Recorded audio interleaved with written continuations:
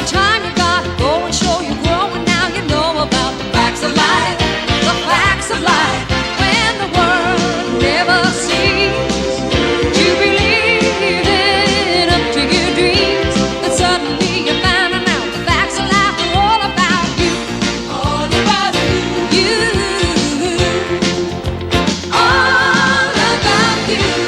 It takes a lot to get all right when you're learning the facts of life, facts of life, learning the facts of life, the facts of life. Good evening. This has been a Mark Goodson television production. Good night. Welcome to Leftovers Live or Aperitif Live, however you'd like to style it. This is Disaffected, our live stream that happens on Thursdays at 6 p.m. Eastern. I am Joshua Slocum, your host. Our flagship show happens Sunday nights on YouTube, Rumble, and Twitter/X at 9 p.m. Eastern every single Sunday. That one is not usually live. It's usually edited and put together. Now,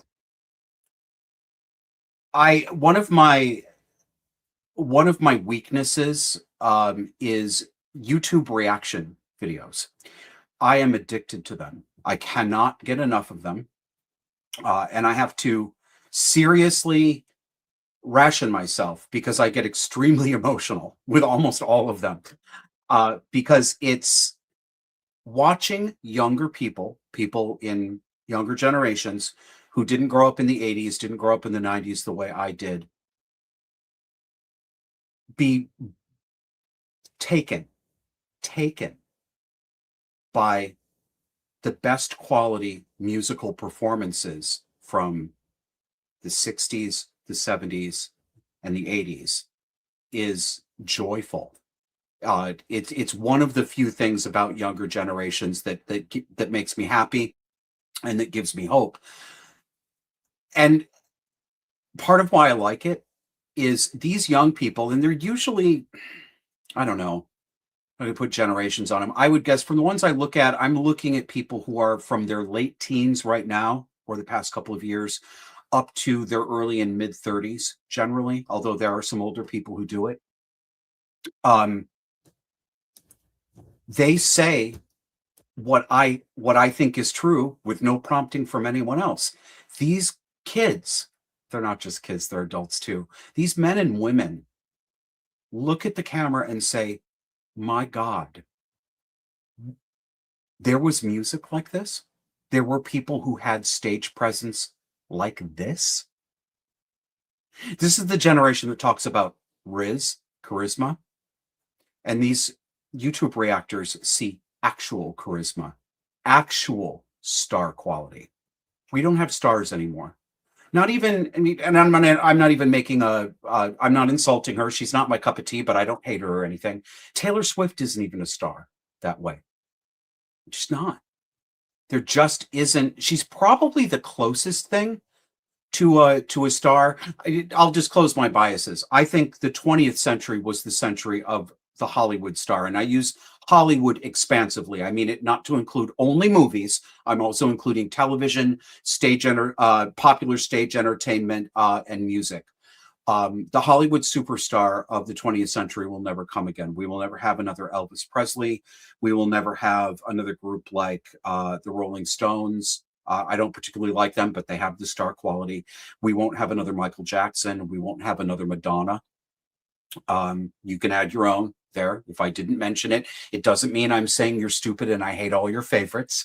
But that, I think that was made possible by a system that doesn't exist anymore, by structures that don't exist anymore. I think that was made possible by, first of all, there were limited choices, right? There were barriers and gates that were kept. Gatekeeping is a good thing. Boundaries is a good thing. Hierarchy is a good thing, right? Filters are good things. But there were only for I mean, when I was a kid, there literally were still only 3 television channels. Are you young? I'm going to repeat it again for you. There were only 3 television channels. There was no such thing as cable. Cable came along when I was I first heard about it when I was 7 or 8 years old. We didn't get it for a couple more years after that. But there was ABC, NBC, and CBS, and you got them literally on the air. There's a reason we say on the air. It's because it's airwaves, electromagnetic radio airwaves. And you had an antenna on top of your house, which was an enormous pain in the ass. And then you had rabbit ear antennas on the top of your television set, which were also an enormous pain in the ass. And yes, I'm Gen Z, Gen Alpha, and late millennials. I'm going to confirm something. Don't ever ask again, because I'm telling you the truth.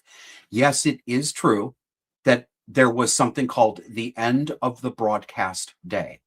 At midnight, generally midnight, television stations, when I was little, would stop broadcasting until about 6 or 7 the next morning. And you'd wind down and they'd play the national anthem or something similar. And there'd be an image of an American flag waving in really shitty video. And there would be an announcer who still spoke in that sort of stentorian early 1960s white guy narrator cadence. He would say, "This concludes our broadcasting day." And then the national anthem would end, and it would either go to color bars or they'd put up a test pattern with an Indian on it. And there'd be like a tone like, that was it. Go to bed, bitch. There ain't no more TV. There's no more. The 24-hour news cycle was a creation of the network called CNN. CNN was new when I was a kid. Ted Turner launched it. Nobody had ever heard of a station that broadcasts 24 hours, let alone a news. What do you mean 24 hours? How can we have news 24 hours? Things don't happen at night. People go to bed. Yes, I know. Boomer. Well, it was actually true. People did used to go to bed. I guess they don't go to bed now. It's sort of like how when I was a kid, the world was in color, but my mother's generation didn't have color. They would walk outside and everything was in black and white. And it wasn't, I think, until NBC when the federal government actually released color into the real world. And then all of a sudden in 1964, everybody had color. But until then, the whole real world was in black and white. You can take that to the bank. So I'm in my nostalgia again, of course, thinking about the facts of life. And I thought of that because I'm gonna tell you a story today. And then we're gonna have some interaction. So no matter what platform you're on, thank you for joining us. We're going out on YouTube, we're going out on Rumble, we're going out on Twitter/X, and YouTube people. I think I've done it right, but you know how bad I am with tech. Our super chats are on. We're finally monetized. 5 years into doing this show, we finally got the privilege of being monetized. It will probably be taken away from us by YouTube still. But if you would like to have your comment read, preferences given to people who give super chats or Rumble rants, pay cash money, and I'm going to pay attention to your comment. And what I like about these live streams, I think this is number 14 because we're doing this regularly now. I like the interaction with you guys. I like to see your comments. I like those of you who join on here. I like talking with you. I like being a ham and being on camera, and I like entertaining you. And I think you like it too. Thank you very much. But I really like talking with you. That's what makes the live stream fun in a different way from the flagship show on Sunday. So at any rate, when I saw that, when I watched basically 3 or 4 different season versions of the opening for Facts of Life, because the first season had a really long intro with like 2 verses. You know, it went on for 2.5 minutes, but I watched them as they changed it over the years. And I remember I could hear them in my head. This was on television in my house. This stuff is burned into my memory. And I got teary-eyed. And it reminded me of a moment with my mother when I was a kid. There were actually some nice moments. We were watching television. And I don't remember, it was some black and white show that was airing when she was a kid. It might have been The Twilight Zone. It might have been Car 54. It might have been Lassie. It might have been Leave It to Beaver. But it was a domestic scene, and there was a mom and a kid, and mom was making lunch, and the kid was coming up to the kitchen table. And my mother started crying. and it wasn't a sad scene. And I asked her, I said, Mom, why are you crying? And it makes me tear up a little bit to remember this. She said, because that is how the world looked when I was a girl. That's what the real world looked like when I was a little girl. And that was nostalgia. And I was too young to understand nostalgia, but I understand it now. And when I saw the facts of life, you guys, that's what the world looked like when I was a boy. That's what the girls looked like.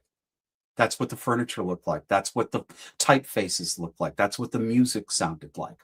That is what the world looked like in the 1980s. So if you're a little bit younger and you haven't been bitten by the nostalgia bug yet, you will in a couple of years. I don't know what it'll be for you. I think for a lot of you who are younger, you don't have these touchstone television shows. I know there are some, and but really, when was the last time that everybody watched a show? Was it The Sopranos? Was it maybe something like Modern Family falls into that category? But I get the sense, and correct me if I'm wrong, and if you really want to correct me, pay me cash money so I see it.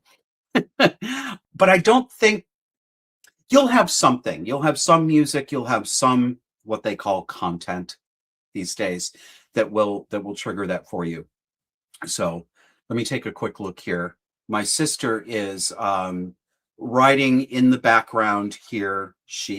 You know what? I probably have to actually let her in so she can look at the comments. Oh, there she is. No, I don't have to let her in. She's shaking her head. I've got this little tiny picture of my sister underneath here. She's tired today, so she's not gonna ham it up with me. But she's very nice to be writing comments and bringing them in. So she says, oh, here we go, mediocre witch. If you keep showing up, mediocre witch, and if you keep paying cash money, we're going to have to upgrade you to at least a good witch. $2. She said, it's me, I'm $2 Josh, I'm the $2 hoe. She says, get my old man glasses. Do you see this? Do you see how I can't tell left from right? So I can never fix these. I keep trying to fix them and I just make them can't more. What is wrong with these things? Let's see if I can do it here looking at myself. Why are they like this? You see, I made it worse. All right, old man. Never mind. This is ridiculous. So mediocre witch says, I think some women still look out their window and see black and white 1950 outside, according to their views on, quote, the patriarchy ruining everything for them anyway. Yeah, for sure. But you know what's funny about that? Because whenever a feminist type, whether it's a man or a woman, says, we're not getting back to the patriarchy, they always say, we're not going back to the 1950s. For almost my entire life, the 1950s has been a whipping dog for anybody who wanted to point to the recent past. Because believe it or not, kids, the 1950s is actually the recent past. As the worst time. It was when women were chained. They're just chained. They're barefoot and pregnant. Not pregnant, pregnant. And it was horrible.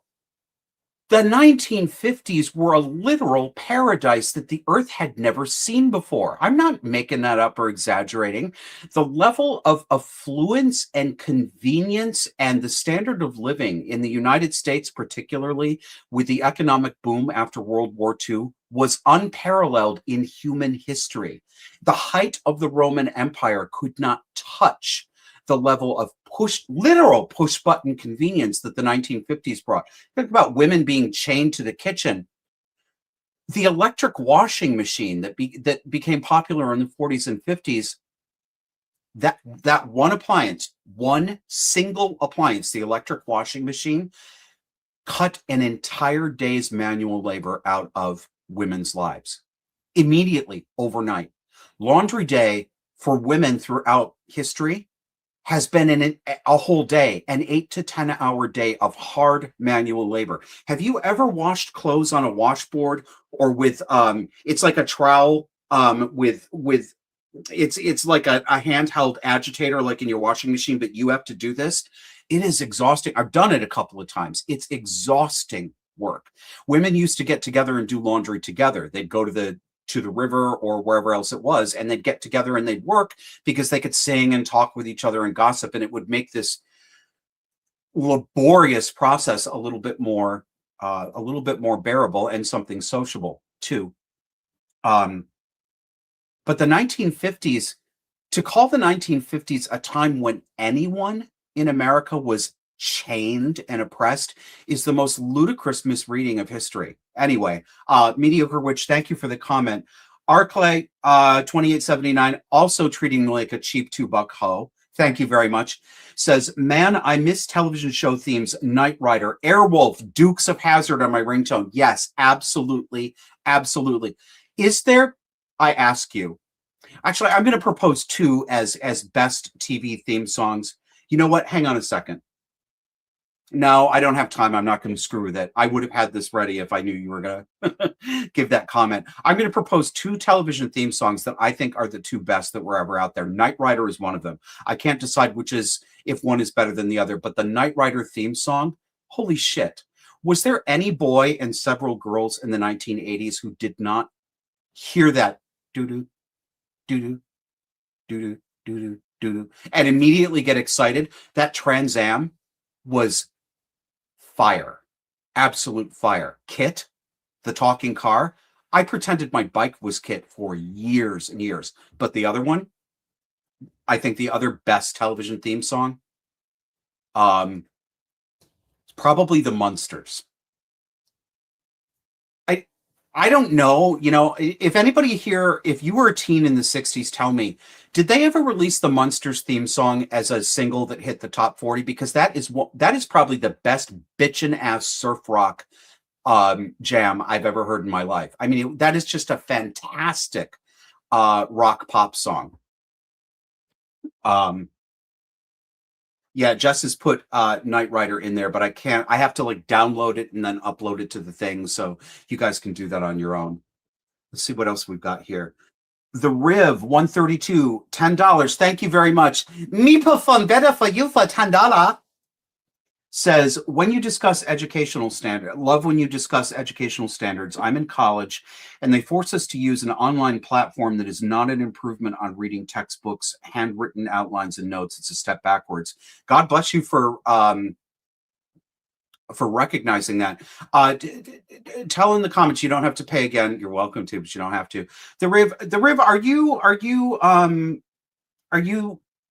the lady I talked to who was on the show last week? I'm sorry, I can't remember everybody's different screen names.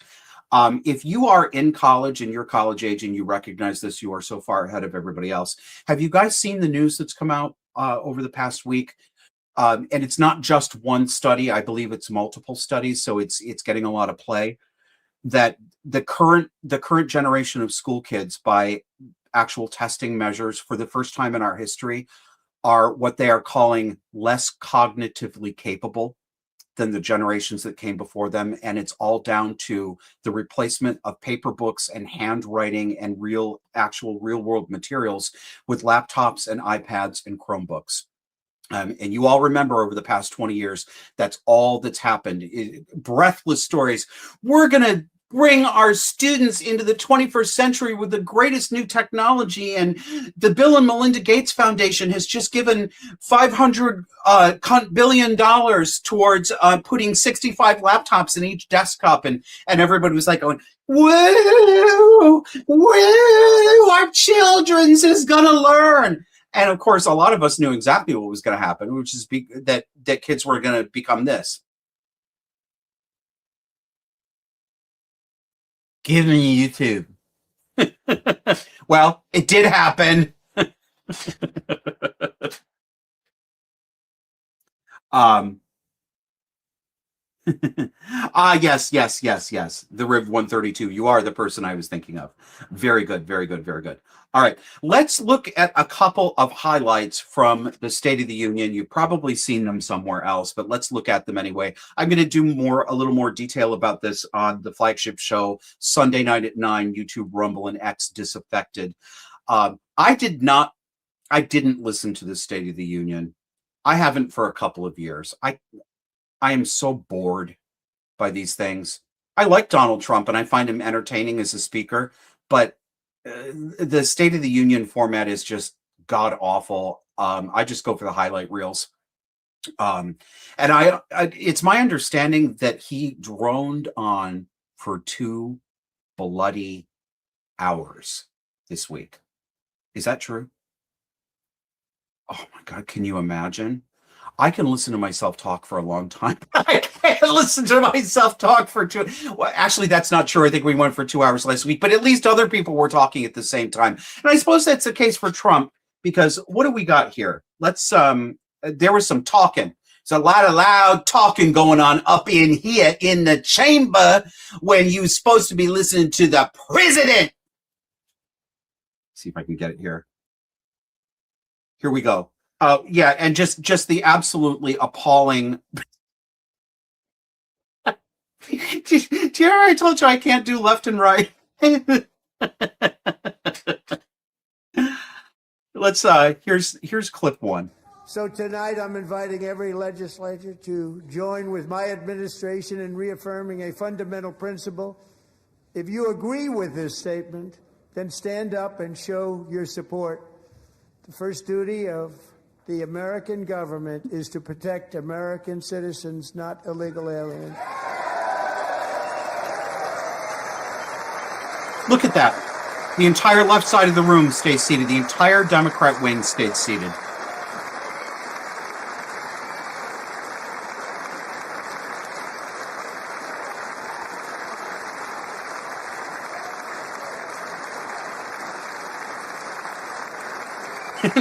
Well,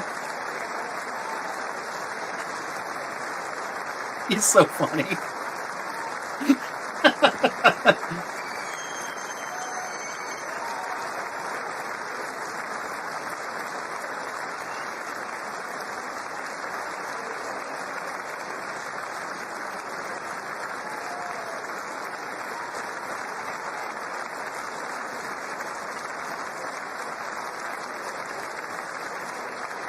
Oh, I should have chopped this up a little bit. Does this stop at any point? I thought he said something else.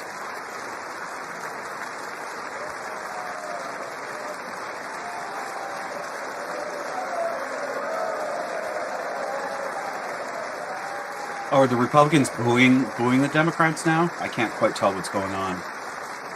Oh, look at Mark Kelly. Look at him. Oh, look at her. I wish they'd pan to her. She's got a sour expression on, I can tell. What do you think?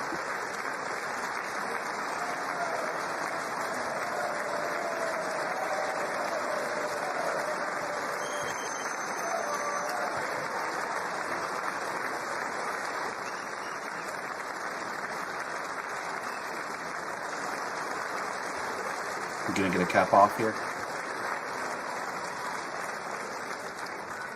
Isn't that a shame? You should be ashamed of yourself not standing up. You should be ashamed of yourself. You hear that? You hear that fucking bitch Ilhan Omar out there? You can hear her start squawking.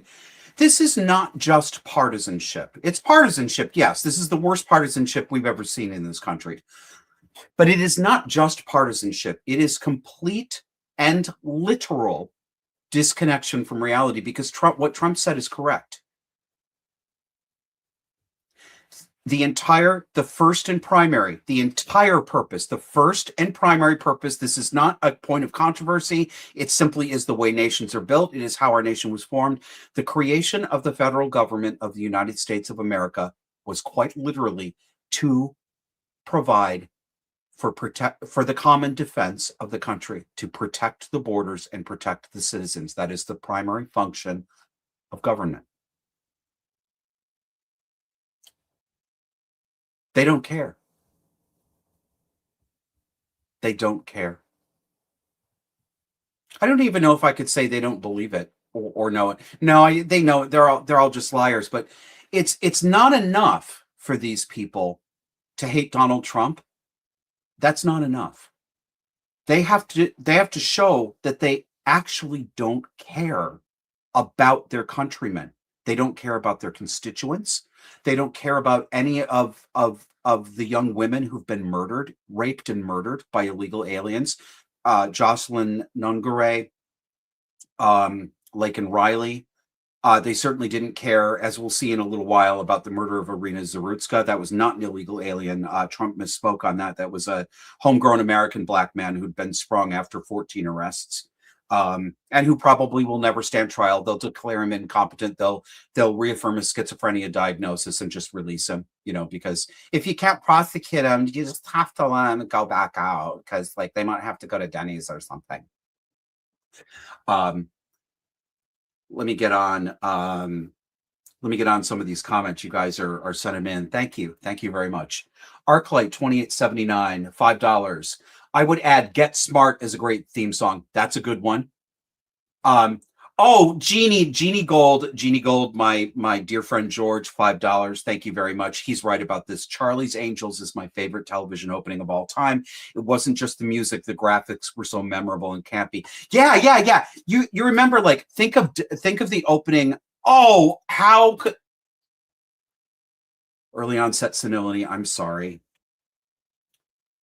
I take back what I said. All of these themes, the ones that I cited, are top. The ones you guys are citing are top 2, but there is one theme to rule them all. The best television theme song opening of all time was Dallas. Nothing can beat that. That bloody musical piece is so good that symphonic orchestras do it. That's how good it was. We used to have some real good shit. All right. CB7075, $10. Thank you very much. Says, I like the Buck Rogers and Wonder Woman themes. Those are good too. So many old themes were lively and made you feel good. Even today, when they spring a traditional theme, you feel good. I agree. And I hope you guys are screenshotting this. Sage 501, $3. If those cunts were a band, they'd be called Jihad and the Banshees.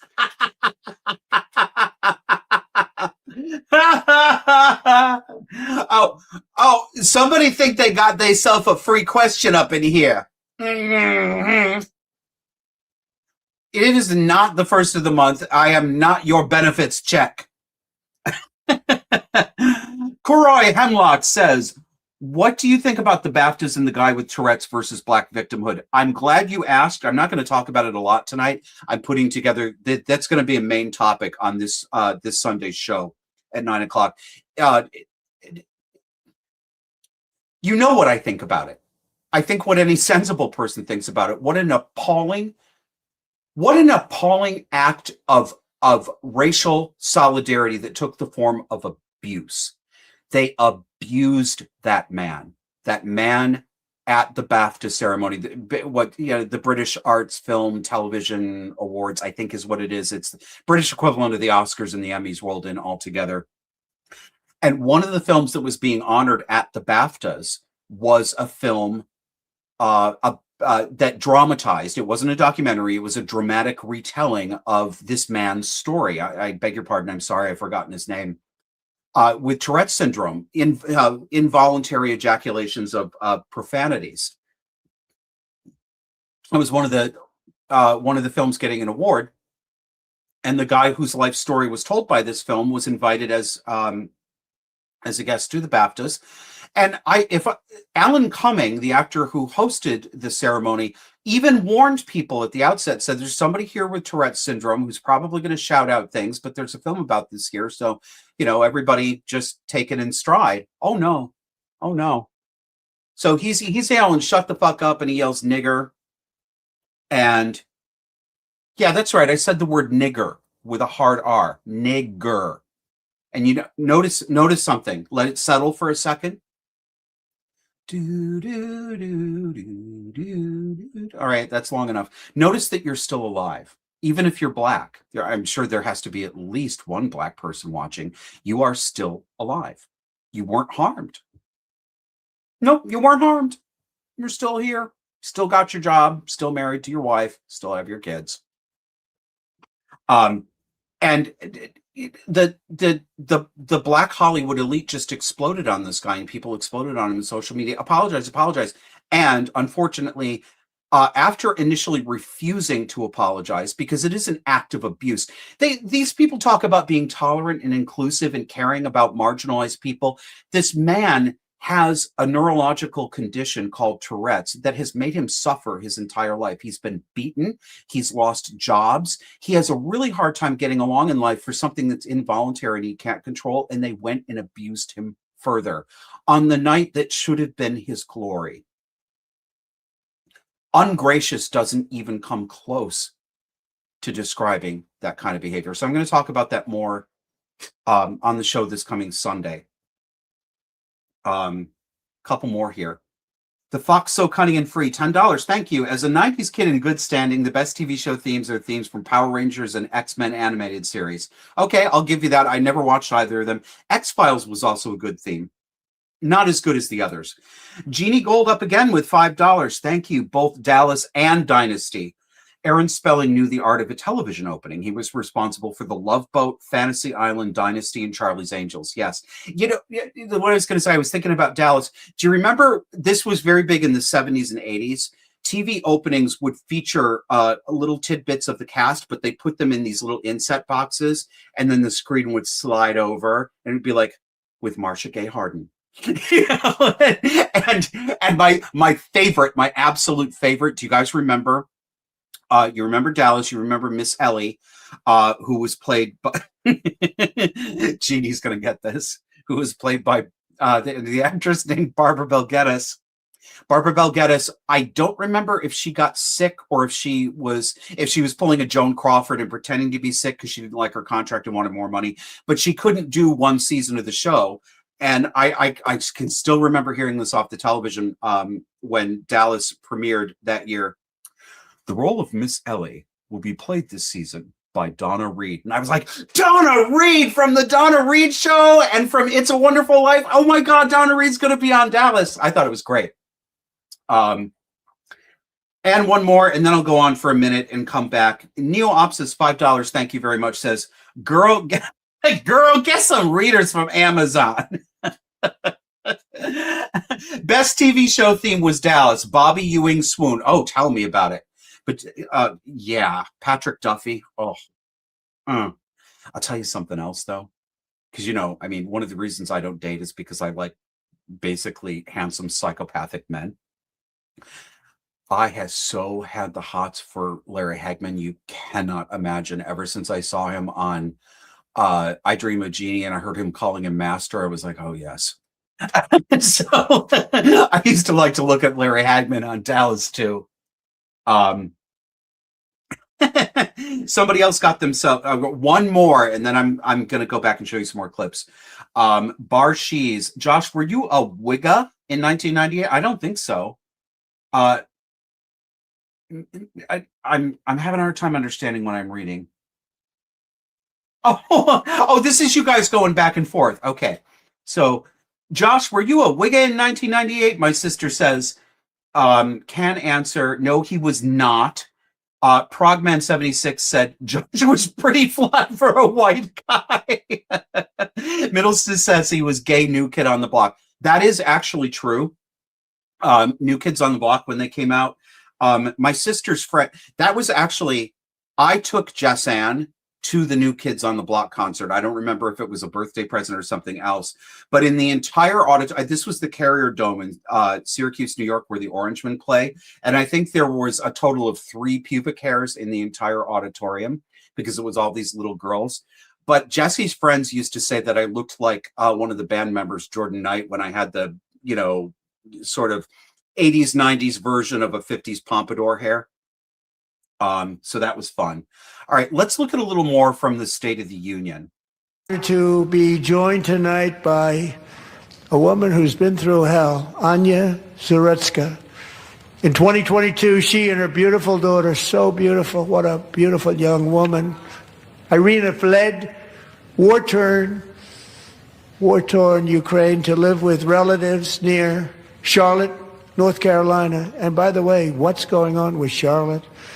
Last summer, 23-year-old Irina was riding home on the train when a perplexed and dissatisfied black deranged woman monster who had been arrested over a dozen times and was released through no cash bail stood up and viciously slashed a knife through her neck and body. No one will ever forget. There were people on that train.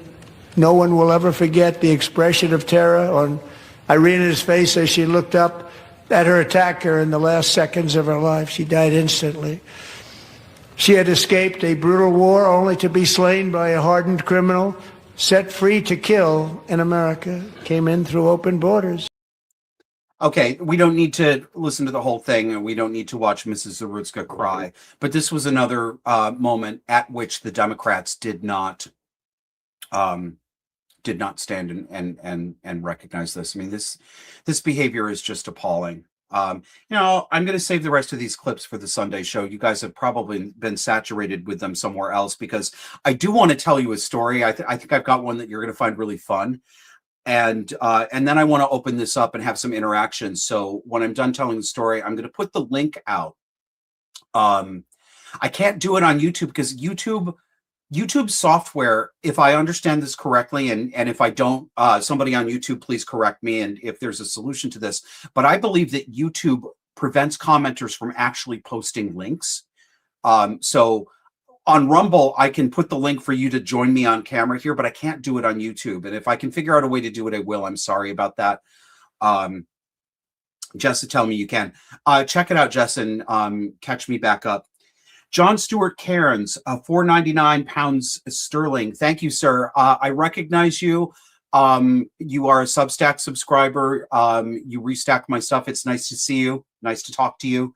He says, I still can't believe Larry Hagman went from being Jeannie's master to being J.R. Ewing. Yeah, I know. And CB75075, $10. I'm going to give you a real good time tonight, baby. He says, the left is creatively bankrupt. They need the right for their ideas. Theology, mythos, themes, stories. There are no leftist stories or mythos. They can only pervert someone else's stuff. I think that's true. All right, guys. Are you ready for story time? There's a reason why I opened this show tonight with the theme from Facts of Life. So get yourself a beverage, get some popcorn, pee if you have to. This is going to take a couple of minutes. Because I'm going to tell you a true story ripped from the headlines of my dissipated teenage life. And yes, if you are a Substack subscriber, you have read this, but I'm going to give you the spoken word version. So, without tragedy, there isn't any comedy. Everything funny, everything genuinely funny, comes from pain or conflict. It might be minor pain, it might be minor conflict, but it is very often deep and profound pain. The funniest people and the funniest situations come from pain and adversity. And as you know from watching Disaffected, from reading my stuff, my childhood with Jess Ann and our brother was a real-life mommy dearest set in a trailer court, seasoned with a dash of the movie Carrie and The Burning Bed. Bonus points for anybody who remembers The Burning Bed on television. So, you know, a lot of the ugly and horrible stuff, because I've told most of the ugly and horrible stuff. So let's do the laughy part, although there is some ugly and horrible stuff here you haven't heard yet, and it's sexual. We will start this out. I'm going to put up a contemporaneous picture of me at this period of life so that you can use, as Miss Piggy would say on Muppet Babies, use your imagination, Kermie, and follow along. Bring! When you hear the chime, turn the page. That's me at 17 years old. I was living in a budget apartment subsidized by the welfare office and the Salvation Army. This is from a special insert section of the newspaper all about gay youth. I wouldn't do things the same today, but this was 1990, 1991.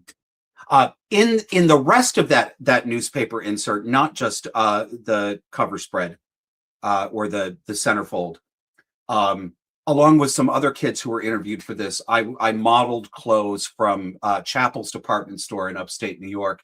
and I got to keep them, and that made me feel like a rich middle class kid, the kind who rides to school in a Chevrolet Caprice Classic instead of a Chevette. So from the age of between the ages of 12 and 13, I was made a ward of New York State through the family court system. The court deemed me what they used to call incorrigible, but from that time, they used the euphemism person in need of supervision. Just reminded me of this a couple of weeks ago. Or PINS. You had a PINS petition. You are a person in need of supervision. So it's like, you go up to the, incorrigible kid's office, and Becky's back there like this, like at the DMV. PINS petition. I'm like, what about your PINS petition, Becky? So the supervision for me was necessary because I hit my mother open-handed across the face and called her a cunt and warned her what would happen to her if she ever laid a hand on me again. It made quick work of that, but it also made quick work of my freedom.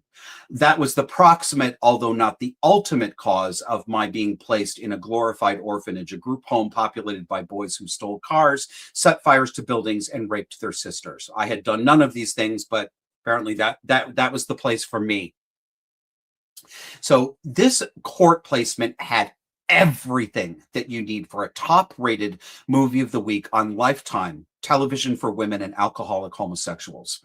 On my very first night taken out of the home, I was in what they call an emergency placement cottage. They called these fucking places that had like 16 kids in them cottages. Like I couldn't see what it was.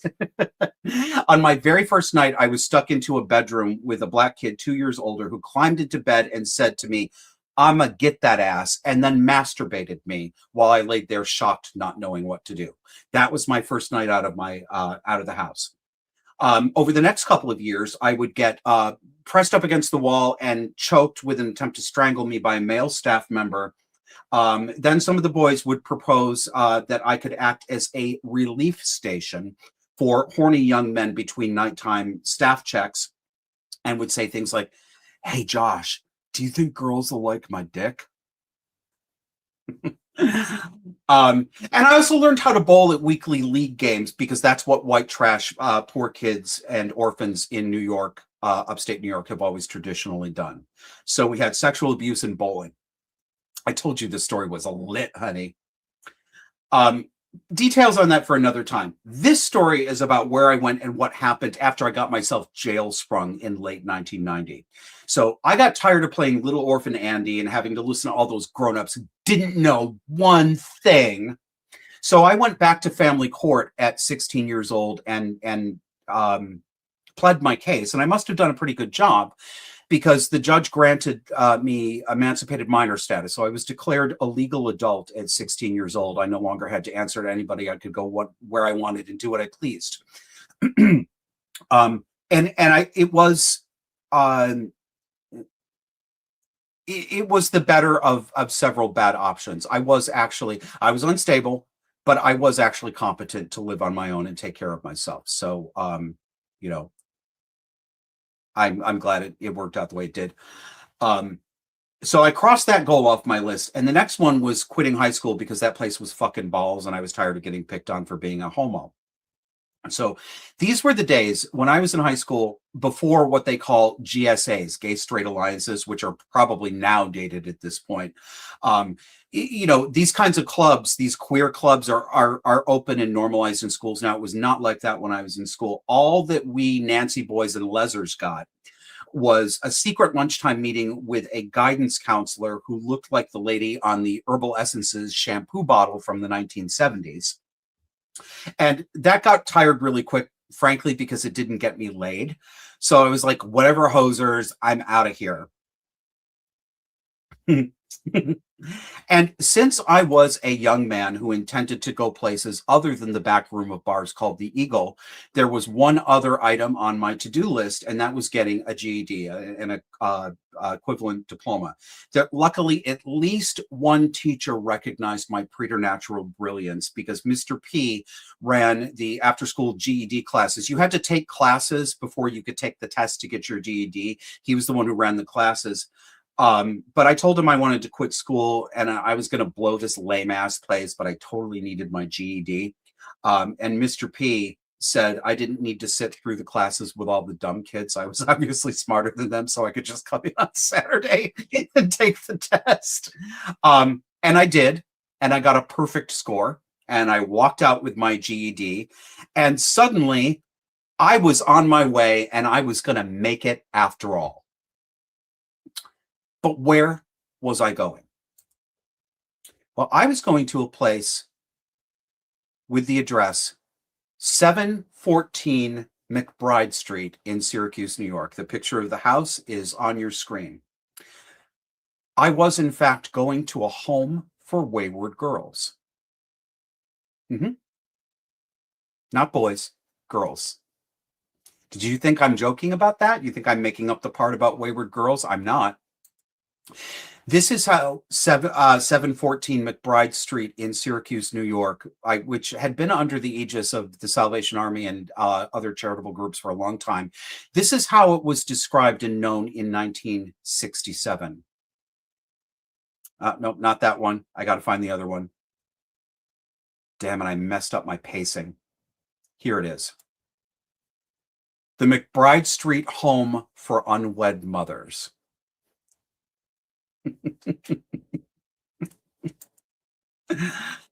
By 1991, when I was going there, what we called political correctness, until we started calling it woke, was already culturally enforced. So there couldn't be any mention. The term unwed mothers was now frowned upon because that was judgy. Yeah, all the way back then. This was already starting then, guys. Wayward girls, absolutely out of the question. You could not make any suggestion that a girl could be wayward, even if she was wayward, because if you said she was wayward, that means you were blaming her for her own abuse, and you couldn't say anything.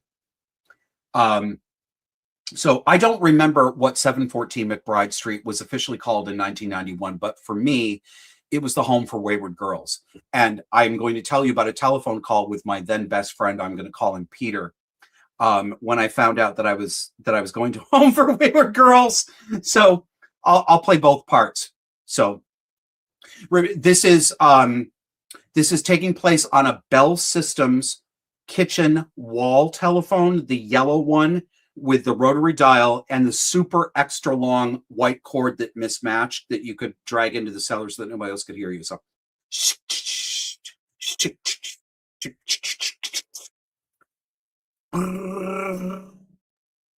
my friend Peter's like, hello, girl. Peter says, Miss Girl. But girl. Peter says, yes, girl, what? Girl, they are putting me in an honest-to-God home for wayward girls. Girl, for real? For fucking real. Don't you just love it? So here's what happened. Here's how it happened. 1991, and I'm in session with a lady named Miss Mary. Miss Mary was a 41-year-old Catholic woman. You would call her a spinster if this story were a spinster or an old maid if this story were set 40 years earlier than it is. Miss Mary sat behind a 1960s desk wearing a plum-colored polyester skirt suit with a cream-colored camisole with a modest ruffle around the décolletage and a tiny little gold crucifix. Her hair was dyed and permed 1978 brown, a toner shade that Miss Clairol later renamed to Flaxen Fox. I checked the swatch. I know what I'm talking about. Don't question me. Miss Mary was genuinely kind, and I'm grateful for what she did for me. She was one of those ladies who seemed to understand what type of thing I was. And the type of thing I was in 1991 was an emotionally unstable but unusually smart sissy boy with a pretty face, an insane mother, no home, and $1.56 for the bus. We had this appointment to discuss where I was going to go after I left the boys' home. And I was going to get into a program by the Salvation Army that they offered to incorrigibles. And those are like, Jeannie will know this, incorrigibles were like what used to be called trainables, which was an out-of-date term for retards who could be taught a trade and put into a sheltered workshop, except without the retardation. The incorrigibles were just incorrigible, not incorrigible and retarded. So the deal in the Salvation Army program was that they would pay for a boy like me, they would pay for me to live in an apartment with another boy who was in a similar situation, so long as I either went to school full-time, worked full-time, or did half and half of each. Now, I sure enough was not going back to school, but I did work full-time as a waitress at the TJ's Big Boy outside of Shoppingtown Mall in DeWitt, New York. So I was ready to go. Excuse me. Sometime I'll tell you guys some stories about Big Boy. That was a hell of a fun job. A lot of really funny things happened there. And I'll tell you something else. The Big Boy double-decker hamburger came before the McDonald's Big Mac. McDonald's ripped them off. The Big Boy is better. You know why? Because instead of the Russian dressing, they use tartar sauce. It's so freaking good. I would kill for a Big Boy hamburger right now. Let's get that fatty off there because there's not room for two of us on one screen. But the trouble was with this program, they didn't have any apartment openings for at least 2 months, and I had to go somewhere. I had nowhere to live. And that's when Miss Mary proposed the best plan I had ever heard in my life. And she said this: "We haven't done this before, and it isn't usual, but I think with you it could work. The girls won't mind. You know many of them already from the girls' side of the campus where you're living. Would you be willing to move to the McBride Street home for girls? It would be just for a few months until an apartment opens up." Now, I practically stood up and did a pop and lock because I was like, am I willing? Sounds bitchin'. Since this was a great big old brick Victorian mansion, I would have my own bedroom on the top floor, sweet. My own bathroom, extra sweet. But I get to share the TV in the rec room in the kitchen with all these girls, some of whom I already knew. And I was certain that it was going to be just like this. Photo illustration ripped from the headlines, courtesy of Chess Hand.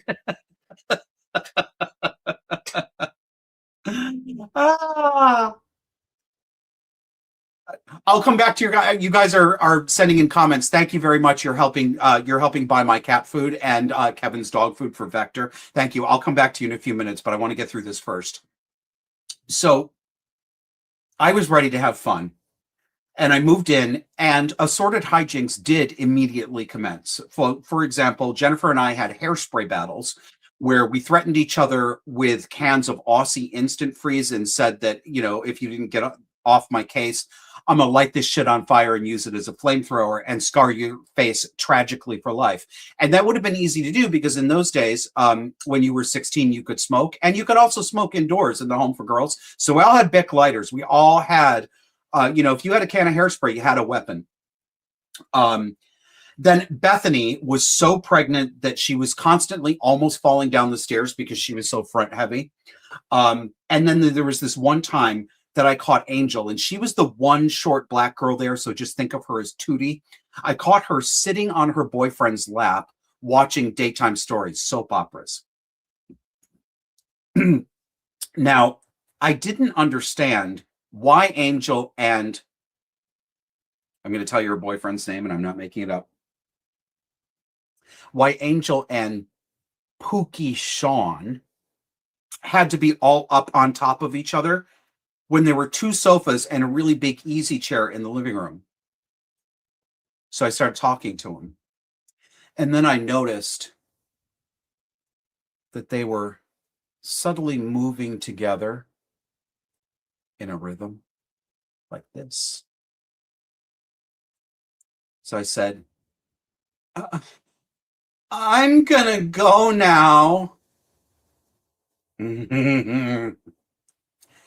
Pookie Sean ended up being one of my roommates when I actually got the apartment, and he was a drug dealer. I'll save that story for another time.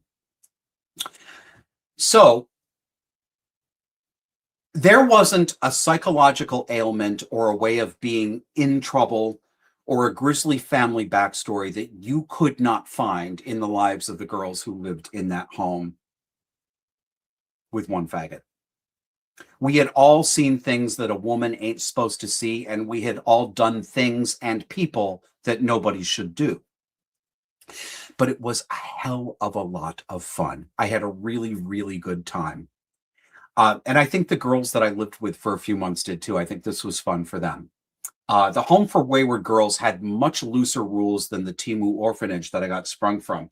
As long as you got home for supper, you were allowed to go anywhere you liked on foot or using the city bus, and you could spend your own money as you saw fit. They weren't going to buy shit for you that you couldn't buy because you'd spent your money, but nobody was sitting over you telling you what you could spend your money on.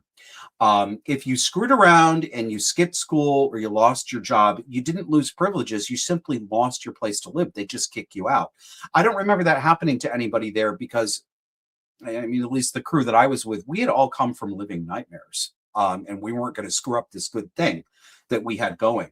I got my driver's license when I was living at the Home for Wayward Girls, because there was a staff member named Jennifer who, seemed like such an adult to me. She was probably 22 years old.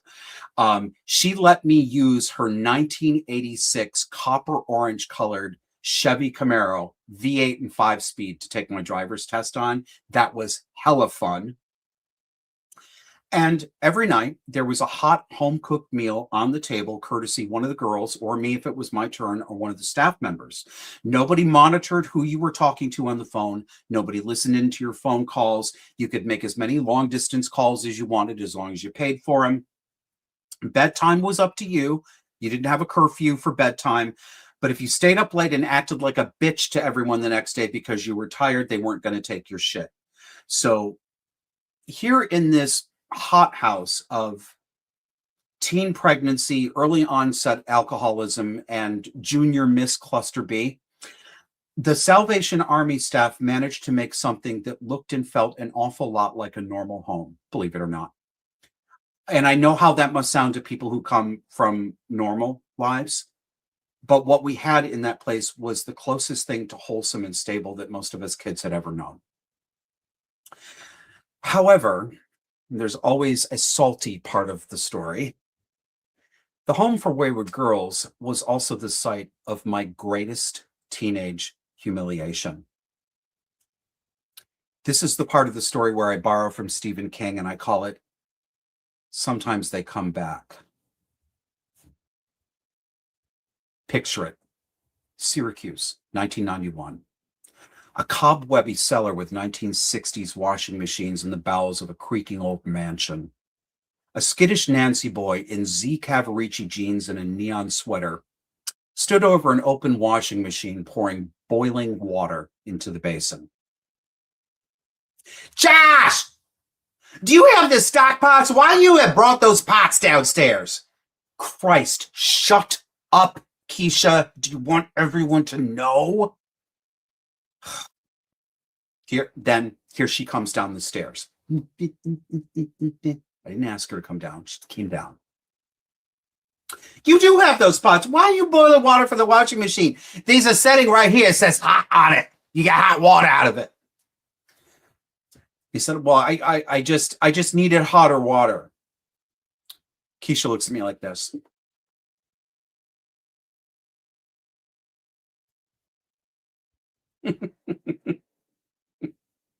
So I said, okay, don't tell anybody, but I've got crab lice, and I have to kill them off before they spread.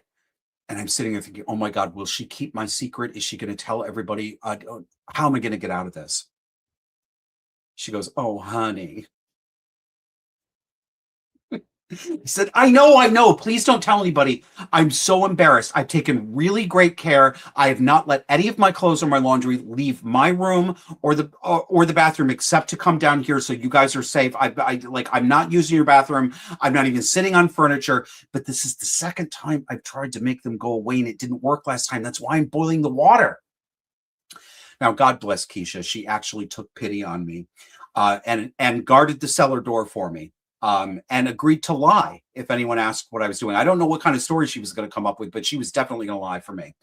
This was a ride or die bitch, Keisha was. And you really have to give her credit because she had every right to be grossed out. I mean, it's disgusting, right? Believe me, it's fucking disgusting. And it would have been awfully tempting to run up the stairs and say, do you know what that faggot did? But she didn't. Thank you, Keisha. That encounter with Keisha, however, was the second official humiliation of the crotch cricket cycle.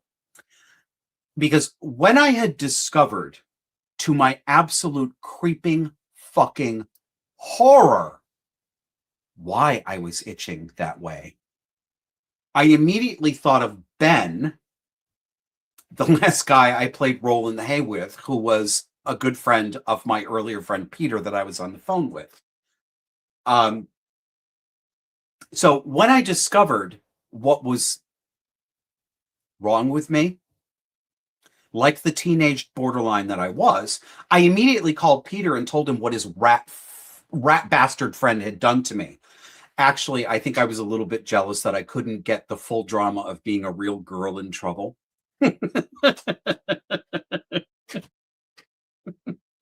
So I told him about it. Do you know what Peter says to me? Well, that's funny because Ben said he got him from you.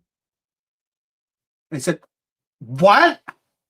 Wait, you mean he told other people? Like I wasn't telling Peter. And other people know? Peter goes, oh yeah, he's pissed too. I mean, come on, Josh. You do sleep around a lot more than he does. Now, that was infuriating because it was true. And that's also why it's funny.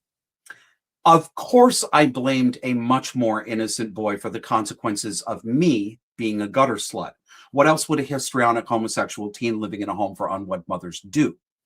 Acting reasonably about my own behavior would have been a form of cheating. If you are going to be a 16-year-old light loafered crack whore, you have to do it all the way. And I carried that part.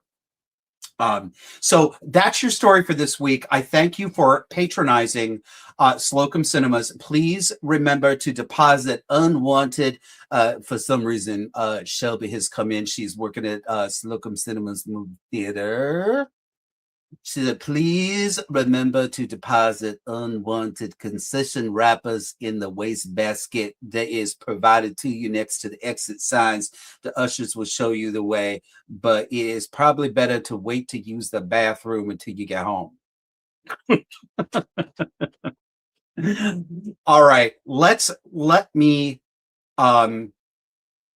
interact with you guys a little bit. Let's read some comments here. All right. This is from Neopsis, $5. Thank you very much. Neo says, did you see Miss Plastic Erica sitting next to the mom? One authentic grief, the other bad acting narcissist. I'm enjoying Candace's teardown of her immensely. Well, you know, I think yeah, I did see the clip, but I think I disagree with you. I mean, I do think Erica, I mean, everybody knows that I have indeed not criticized Erica Kirk. I'm a widow abuser. I've been told I'm a misogynistic widow abuser because I've commented several times publicly on the fact that she wears hoochie wear, that she dresses kind of like a hooker when she's supposed to be the public face of a conservative organization, et cetera, et cetera. But I'm sorry, guys. Whatever your opinion is out there, I don't believe any of this bullshit about Erica Kirk being involved in her husband's death, or Erica Kirk being part of a plot with Israel, or Erica Kirk doing this, that, or the other thing. I mean, people can have their opinions, but I don't believe any of it. And I think I think what Candace Owens is doing is actually fucking abuse. Frankly, I'm not enjoying it.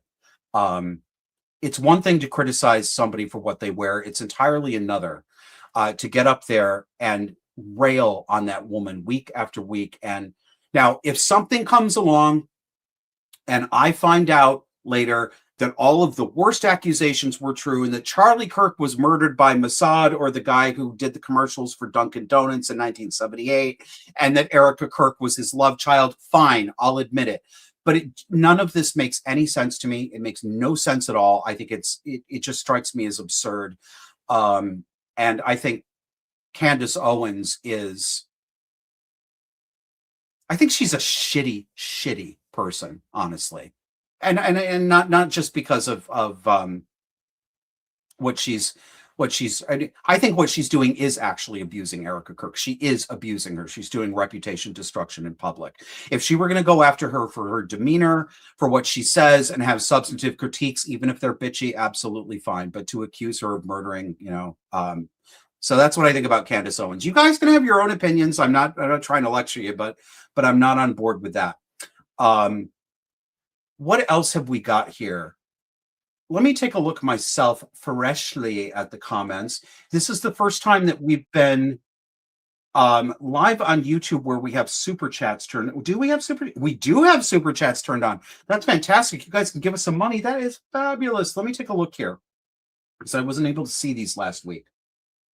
Should just mute it down and let it play out. Oh yeah, Gen X 1969. You like that, Junior Miss Clusterby? I know, I was proud of that myself.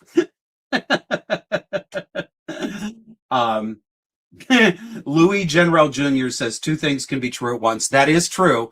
Even more than 2 things can be there at once. LMP 69, $5. Thank you, baby. Says you can get Frisch's Big Boy tartar sauce in Cincinnati. We still have some restaurants still operating as Big Boy. I'm so glad to hear that because, almost everything from the 20th century is gone now.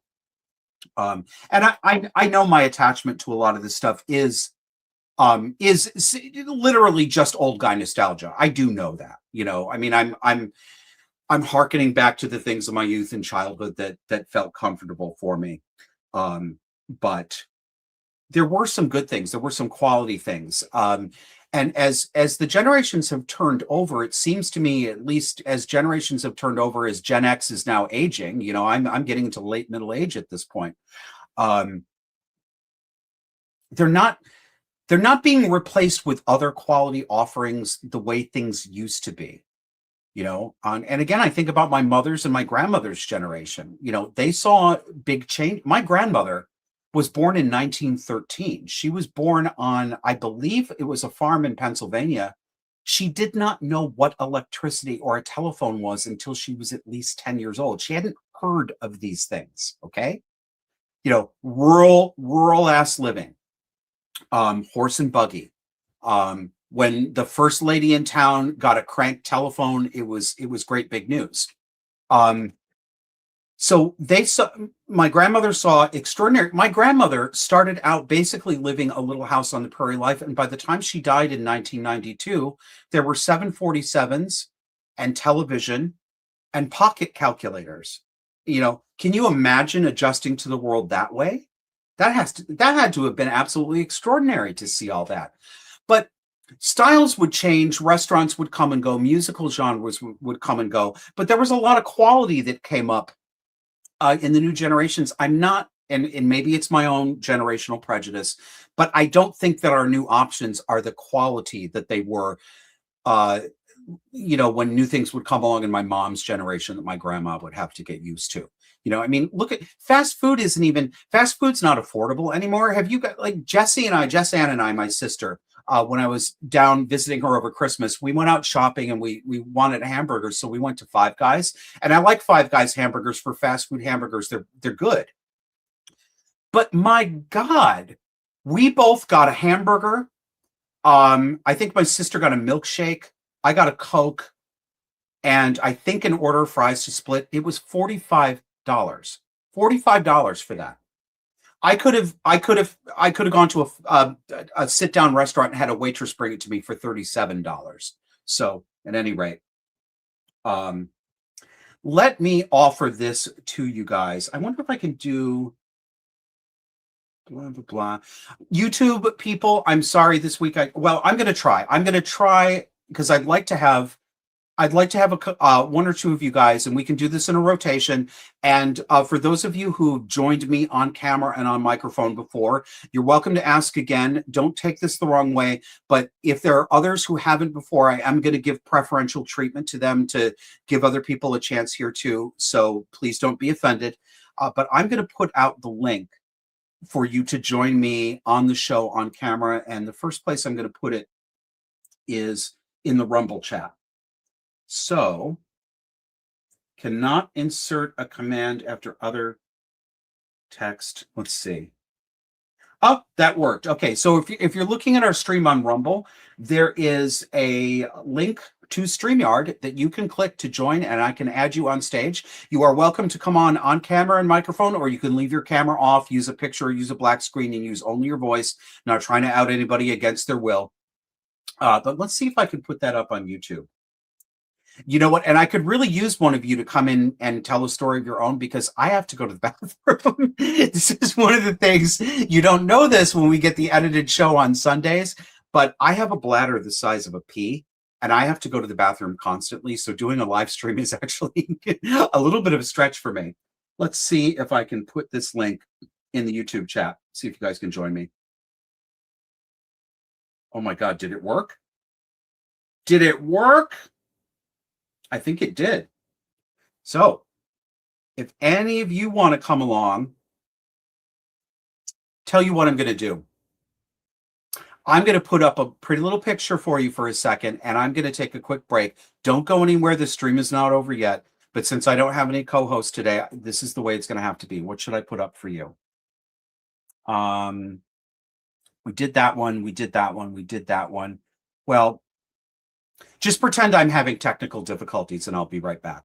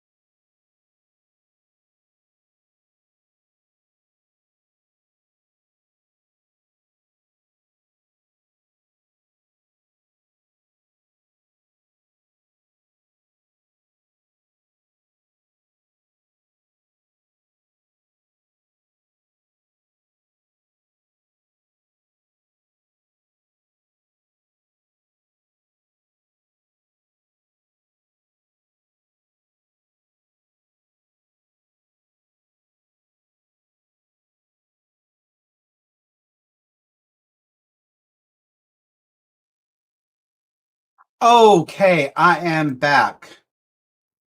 No takers yet, huh? Nobody wants to. Oh, we just got our first one. Let's bring her on stage. LMP69. I'm gonna have to think of a word expansion for LMP69. Let's bring her on here. I know that bitch. Hey, bitch. Hey, Nice to meet you. great to meet you too. Let's see if I can. There we go. That's good. All right, you are on the air, girl. How you doing? Oh, I'm doing very well. I'm glad to hear you are doing these live streams. They're great. I love it. I enjoy it very, very much. Good. Well, thank you very much. I always enjoy I know you because I see your comments on social media, and you. So it's nice to actually talk to you. Thank you. What part of the country are you coming to us from, if you don't mind? I'm from Cincinnati, Ohio, born and raised. Oh, that's right. You just said Frisch's Big Boy, right? Yeah. A lot of them closed, unfortunately, but there are still a few that are open, and it's the good stuff. Have you been to one? I mean, I know I'm sort of romanticizing it. It's just a step above fast food, but I really did like their hamburgers. They're great. They're awesome. I have been to one recently. Yeah. So yeah. So what do you think about the State of the Union stuff? What do you think about the Candace Owens, Erica Kirk, any of this shit we talked about? Do you have any opinions on any of this, or something else? Introduce a new topic if you want. That's okay. I didn't watch the State of the Union. I just, I'm kind of, I'm not gonna say I'm over it. I'm just a little burnt out. I need a break from that Yeah, stuff. Candace is batshit crazy. I'm sorry. She's batshit crazy at this point. None of what she is saying makes any sense at all. I'm with you. If credible evidence comes out, then I will do a mea culpa. I'm sorry, whatever. But I'm not hearing yeah. anything credible from her at all right now. It's just I'm not not. either. And before I started the stream up tonight, I got about a third of the way through Matt Walsh's show today, and his show, I guess, is all about the whole. It looks to me like the whole thing is devoted to doing a takedown of what Candace Owens is saying and talking about. This doesn't meet even the flimsiest standard of evidence. This is rumor and stuff like that. Um, I if you I'm going to put you on the spot a little bit, and I'll definitely give my opinion too. But what do you think is going on with Candace Owens? I used to like listening to her until I got to know her. I mean, I Yeah. don't know her, but until I got to hear more from her, and then I was like, she's not the person I thought she was. I'm pretty much right there with you. I mean, when she started out, when she entered the scene, she made sense. It was common sense. It was like, well, yeah, sure. And I think things went downhill for her after Steven Crowder didn't get his deal with Daily Wire. And I think when she realized, oh crap, I could have negotiated all this, this, and this, and I didn't, that's when I noticed her starting to take a nosedive. Okay, Uh, refresh me, please. Candace for a while was with Daily Wire, was she not? she Are was, you yeah. saying, did I miss this? Was Steven Crowder with Daily Wire or not? He never joined. He was negotiating with him, and he didn't Okay. like the deal that they were offering. Oh, that's right. He did that show where he brought out the contract and he accused them of all Yep. sorts of sharp practices, if I remember right. Yeah, pretty much, And I think she Okay. was bamboozled and gobsmacked at the fact that, wait a minute, I could have negotiated things way, way better than I did. And then she just went off the rails. Absolutely just went off the rails after that. Why? But why? Because I mean, aside from the shitty things we know about her character now, she has a lot going for her. She's Mhm. attractive and telegenic. She has the gift of gab. She has some pronunciation problems, but she can talk. She can talk well. Yep. She's entertaining. She has a certain level of charisma. She's good on camera, right? Mhm. She has these things going for her. She had already built a brand for herself. She could, I mean, I have no idea how much money she makes, but from looking at her numbers, she's doing well professionally, right? Yeah, So yeah. she's certainly making a good sized salary. She certainly is palling around in some elite, although less elite circles. So why isn't that enough? Why Don't know. why isn't I she don't pleased with know. this? What motivates this descent into? And I'll tell you what, this is my speculation and supposition. I do think Mhm. Candace is a clinical narcissist. I don't think she just has traits. I think she's full on completely narcissistic. I think she has character problems. But and I don't know how confident I am in this. So I say it sort of with a light touch. Mhm. If she actually believes what she's saying, this is this is actual clinical paranoia. This is paranoid Oh yeah. ideation. Yep. It's like, I don't think she's schizophrenic, but she certainly has some schizoaffective traits if she believes what she's saying. If she doesn't believe any of it and she's just lying, then it's just narcissistic grifting. But if she does actually believe any of these things, I think she's got some some actual problems being disconnected from reality. I don't disagree with you. And again, I can't pinpoint and say like why and when. I don't know. I have a theory, but I hesitate to bring it up. I don't know if I'm right, and I could be wrong. So I'll caveat say I could be wrong. Okay. But I seem to think that I noticed a bit of this downward trend with her tiptoeing around the edges of all this stuff after the birth of one of her children. And I'm wondering, did she go through a serious postpartum thing? Did she have problems? Oh, that's interesting, because her baby was born fairly recently, right? Within the last year or so, I think, at least. For the third child, yeah, I believe so. Huh. Yeah, I don't know. Pardon me. I'm doing two things. I'm doing two things at once. I'm talking to you, but I'm also trying to put a thing into the chat here. No worries. Okay. That was the one that told you last week to look up Laura Owens. I don't know if you had a chance to do that. I haven't had a chance to. Sorry about that. No, that's quite all right. She's the one, we refer to her as the tonsil twins case. She was the one case? who, tonsil twins. I'm sorry, say again. Tonsil twins. The woman who claimed that she got pregnant. Yeah. Yeah. Tonsil twins. That's right. Yeah. Can I get pregnant from a blowjob? This was right up Josh's alley. I had to tell you about that. Let me put this in here again. If you want to join us on the show with Cam, click this link. I can get a bunch of you up in here, and then I can collect them all. Gotcha.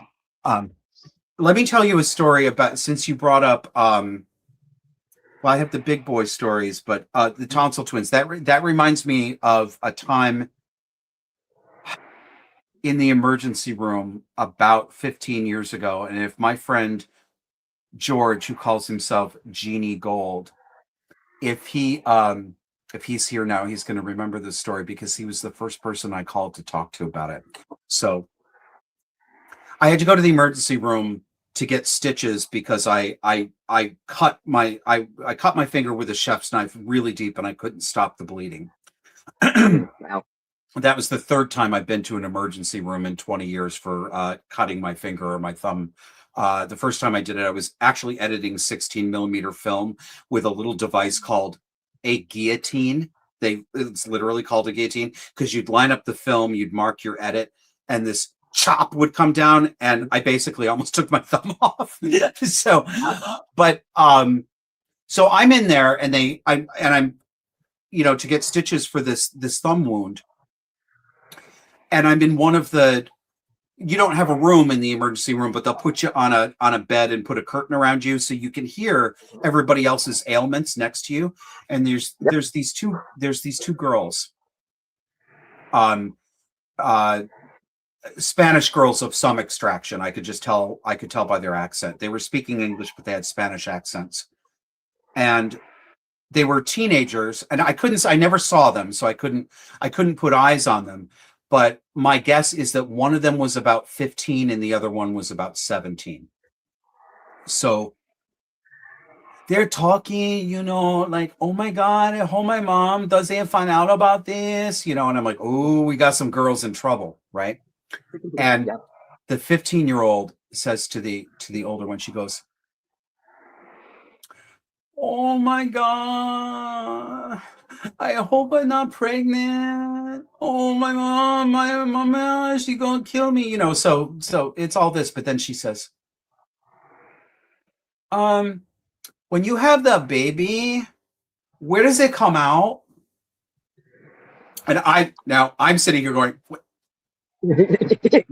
Yeah, exactly. Really?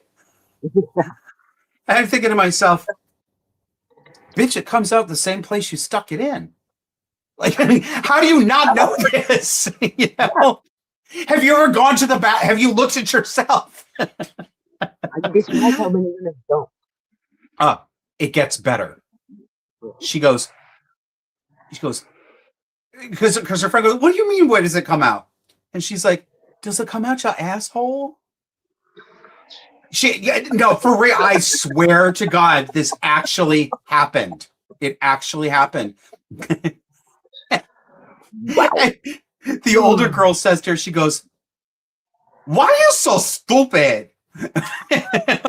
Didn't your mama ever tell you about how these things? How can you be so stupid? No, it does not come out your asshole, comes out your coochie. Oh no.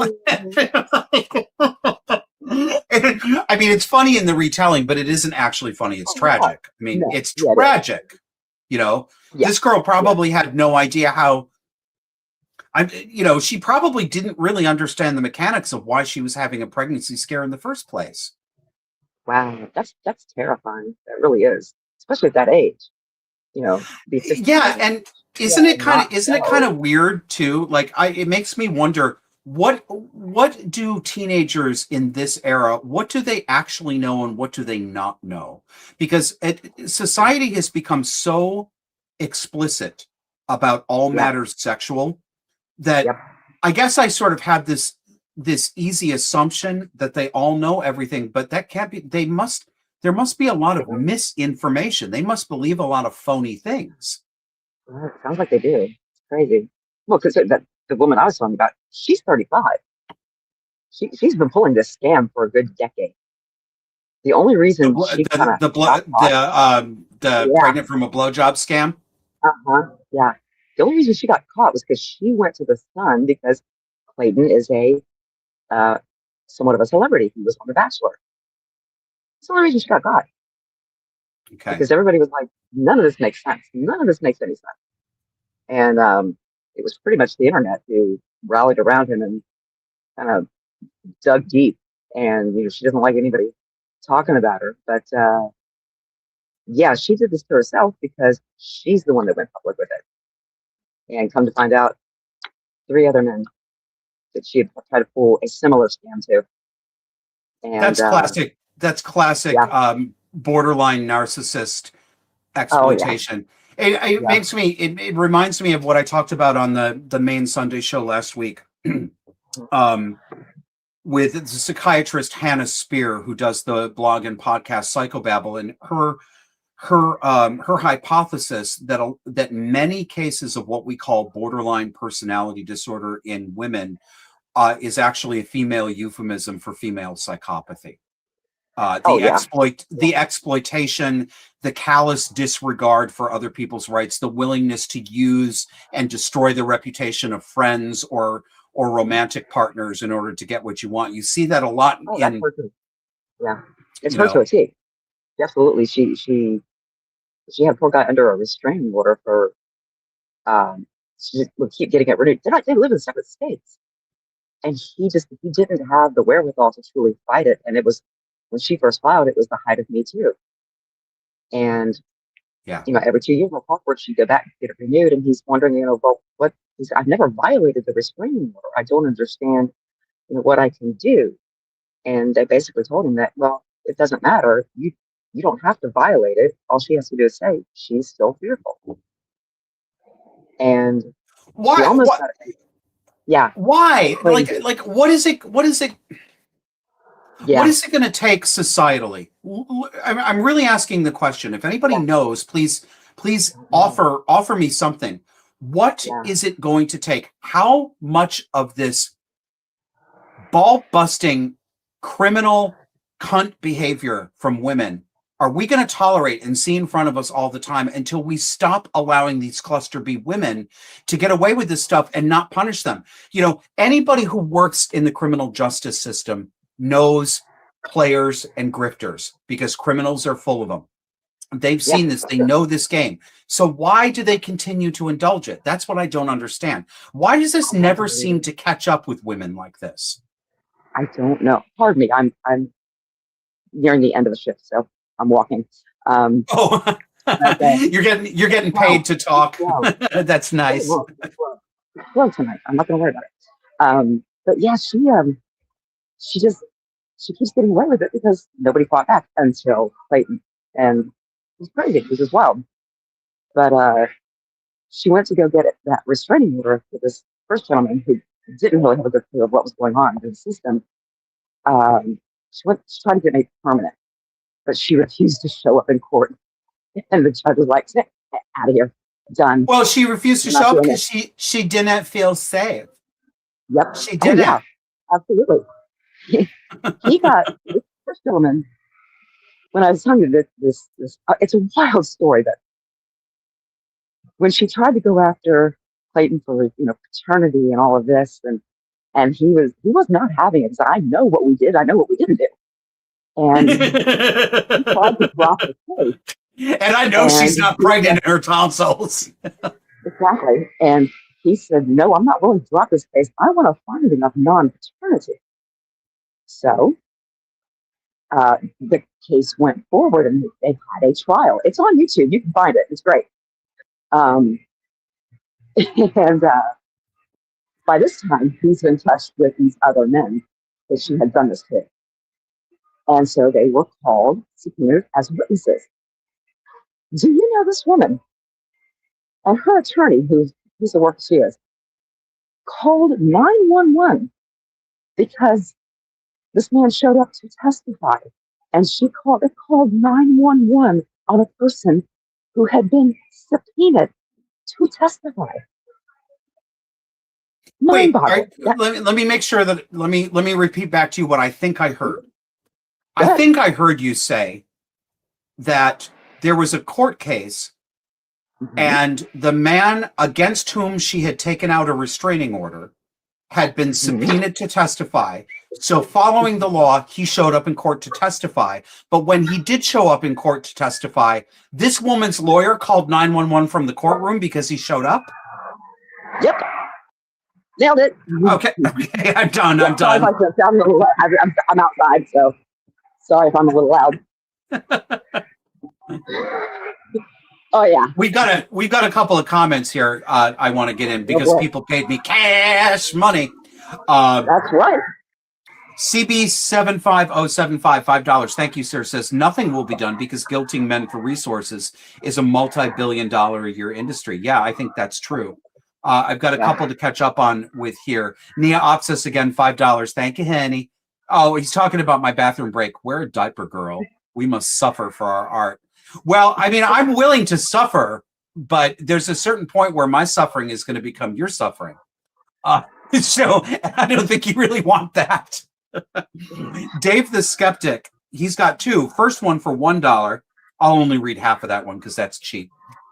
Candace Owens started out as an SJW, social justice warrior. She sued people for racism. Then she wanted to create a database of the naughty anti-social justice people. Then overnight she flipped and became right-wing. Dave, thank you. I did not know that. I didn't know that about her backstory, but that makes sense to me now. That makes sense. You see these people, and it's a very different experience going from left to right. Most of the people that I talk to in I'm going to use this. I'm going to use this as a chance to promote my services. If you guys want to book an hour with me to talk about an issue like this in your life, I'm available through my business, Slocum Consulting. And as you see on your screen, yeah, I do specialize in talking about cluster B problems with clients, but I also do affordable funeral planning because I did 20 years in the business and I know how to get your grandma cremated without breaking the bank. So if I can help you on that, my website is joshuaslocum.net. Take a look at my calendar. I've still got a couple of slots left here at the end of February. And I'm still offering to everybody the discount. I don't care if you're a new client who's never come. You can all select the discounted $95 rate. That's $30 off my regular rate for this week only. So if I can be helpful to you, I'd love to have a private, confidential conversation with you. They're usually more serious than what's happening here, but some people make time just to shoot the shit with me and have a couple of laughs. And if you want to do that, I'd be happy to hang out with you for an hour or two. Dave's got another comment, $5. Thank you, sir. He says, In 2016, Candace Owens launched socialautopsy.com, a controversial website designed to expose online bullies by tracking their digital footprints and linking offensive posts to users' names. Jesus Christ, what a fucking bitch she is. What a fucking bitch.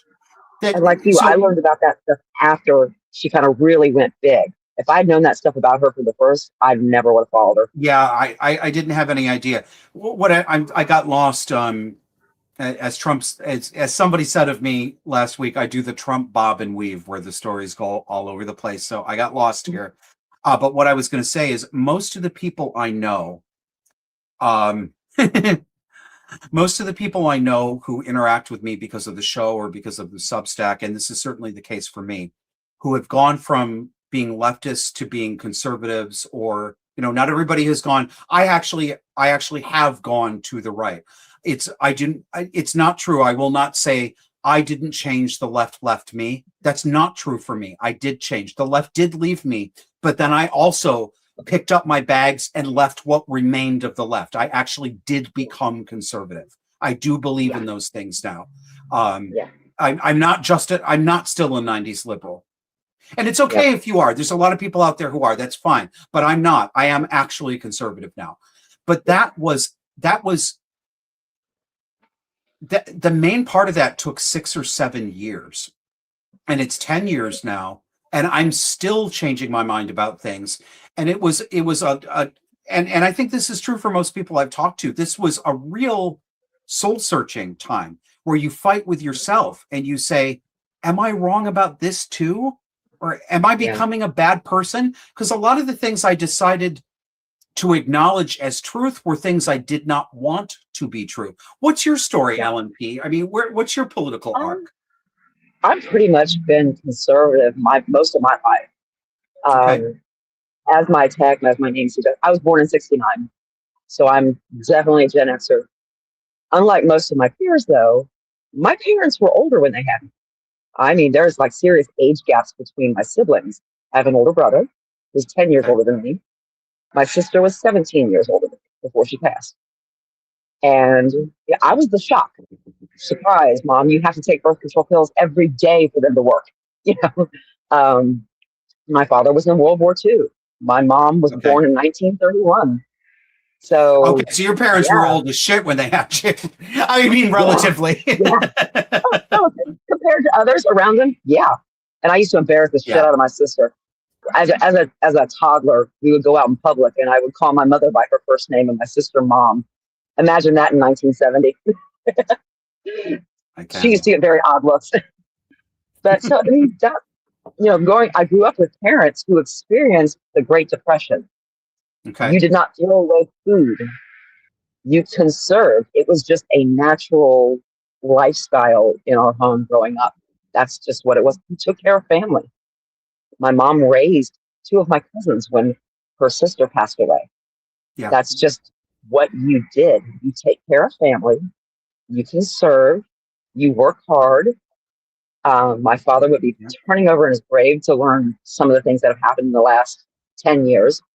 And how we, where we are as a country right now.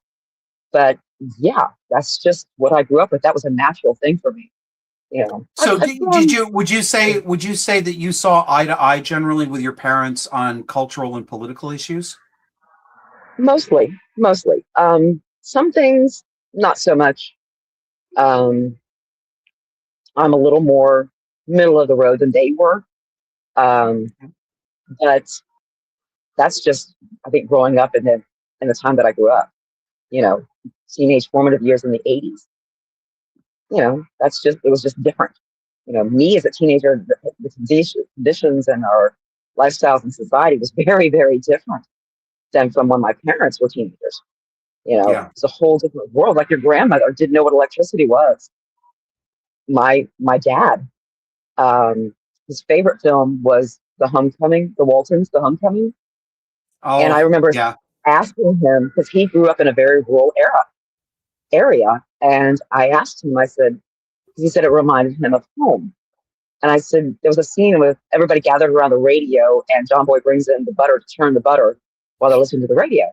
And I said, Dad, did you ever do that? And he said, oh, honey, we didn't have electricity. He said, there was no radio to gather around to do that. He said, we churned butter, we milked cows, but there was no indoor plumbing. There was no electricity in their homes when they were in their formative years. You know, so that shapes you, obviously. Yeah, it would. So, You know, it's interesting because, you know, my mother, when she was a girl, they lived in upstate New York and in poverty, you know, kind of, I've called it Appalachia of the North. You know, for a long time they lived in a house that only had cold running water, no indoor bathroom. They had an outhouse. They moved up a little bit in the world during her childhood, but she spent some years there. And, you know, she would always say things like, you know, I want to live in the country. I'm a country girl, this, that, or the other thing. And I mean, I think to some degree that was a put on, but it's strange to me. Well, I guess it isn't strange to me how people respond and form their political and cultural outlooks based on those circumstances, because I can easily see with your parents growing up in the Depression era, how they would be natural political conservatives. But even my mother's poverty and her lighter experience of something like that, she ended up being a huge liberal. I ended up being a huge liberal. But I think one of the big answers to this came from my therapist. I asked him sometime within the past year, because, you know, my hypothesis has been that people who come from fucked up homes, psychologically abusive, neglectful homes, have a strong tendency to be leftists. Because they externalize blame. They have truly, in some ways, they have truly been victimized, right? You know, abused children are in fact actual victims. It's not victim cosplay. They are victims of horrendous adults. But it's so easy to externalize that and to make the whole world your enemy, and to listen to and sign up with any group of people who says, I'm going to make everything better for you. I'm going to give you the material goods that you never had. I'm going to pay you the salary you deserve. I'm going to allow you to have as many children as you want without having a man in the home, because, you know, you go girl and blah, blah, blah, blah, blah. So I asked this to my therapist, and his answer to me was, it was basically laughing at me and saying, duh, yeah. You know? Yeah. So, you know, he said he's seen very few cluster B. They exist, of course, they do exist, but he said he's seen far fewer cluster B families and offspring who end up being politically on the right while they're still in the middle of their psychological ailment, that they almost always become hard leftists. It makes sense. I wonder it's the lure of the easy yes. That's very, very seductive. Of course, and why wouldn't it be seductive when everything you asked for was so hard to come by, right? If you've grown up in actual deprivation, you know what it's like to want for things, and even sometimes to work really hard and still not be able to get them. So if somebody comes along and gives you the easy yes button, why wouldn't you take it? I get it. I do get it. Well, listen, I'm going to jump off from here and get somebody else a shot. Well, hey, thanks for joining. I'm sorry, I didn't mean to make you the permanent co-host, but glad to have conversation with you. I have enjoyed it. I really have, but I better appear to be working. I don't want to get told. Okay. Good luck. Enjoy the rest of your shift. We'll catch you around next time. I will be listening in. So. All right. Take care. All right, I'm going to give one more chance. I'm going to give one more chance for people who might want to hop on and have a little conversation. I'm going to put the link in Rumble chat, and I'm going to put it in YouTube. I think I'm going to put it in YouTube chat. Yeah. So that link just came up. If you'd like to join us on stage, well, not join us, I'm talking about myself in the plural. We are Legion. You know, jump on board and I'll have you on there. Jess is talking to me in the back channel. Yeah, I know, but I put it on YouTube too, didn't I? I think I did. Maybe I did, maybe I didn't. Twitter people, I'm sorry, I don't know how to do it with you. And besides which, you can't pay me money on Twitter. So come on over to Rumble or YouTube. I don't know if anybody is seeing. Hey, YouTube viewers, do me a favor. I'm looking at it right now. I'm looking at the YouTube chat, and I have placed the link into the chat. But some people are saying they can't see it. So I don't know if YouTube it actually censors and strips those out and doesn't show me. YouTube people, could you tell me in the chat whether you see the link to StreamYard that I put in? Just give me some real world viewer feedback. I would appreciate it. See if we have anything else on the agenda here for tonight. Okay, Louis says he doesn't see a link. All right. So I'll tell you what, I'm going to show you. This is when I talk about the digital Tower of Babel all the time, and how it's impossible to get anything done because everything is, for me, I'm not seeing. We don't see what each other sees. We don't hear what each other hears. It's this Tower of Babel. I'm going to show you. I'm going to prove to you what this looks like. I'm taking a screenshot of this. Hang on a second. Save it. Put it here. I want you to see what I am seeing, which YouTube doesn't want you to do. All right. Let's see if I can show it to you.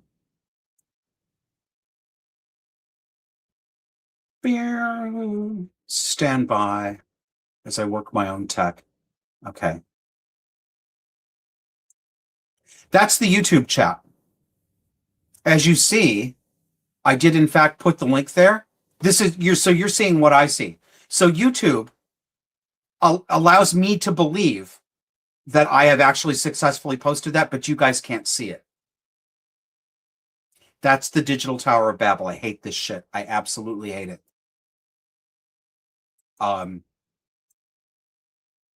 Anyway, well, I think that is going to do it for the stream tonight.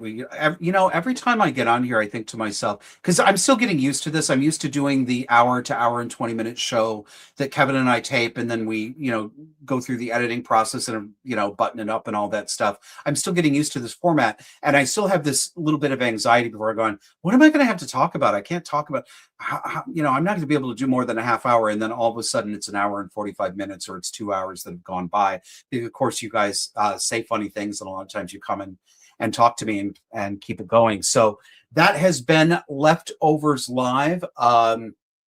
We will see you again next week here on Rumble, Twitter/X, and YouTube Thursday, 6 p.m.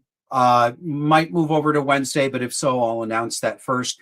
Remember, our flagship show, Disaffected, comes out Sunday nights at 9 p.m. Eastern Time in the U.S., and we'd love to see you all there too. So guys, thanks for joining me. Thanks for the support. Thanks for the good conversation. We'll see you again next time. Bye.